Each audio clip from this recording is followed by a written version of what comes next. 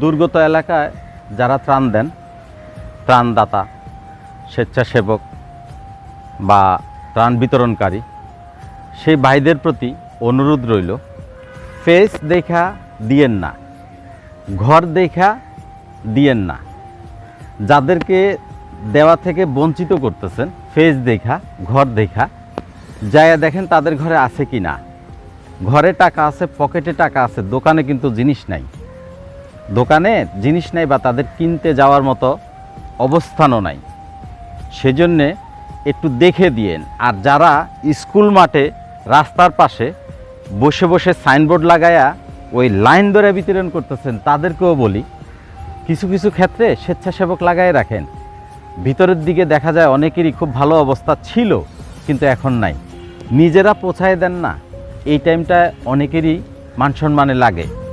নাই বলতে পারে না, থাকলেও বলতে পারে না, করতে পারে না।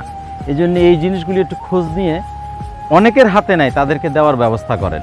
ওই টাইমটা হয়তো তাদের একবেলার জন্য উপকার হবে, কিন্তু তাদের টাকা কাজে লাগতেছে না। খেয়াল রাখি এগুলি।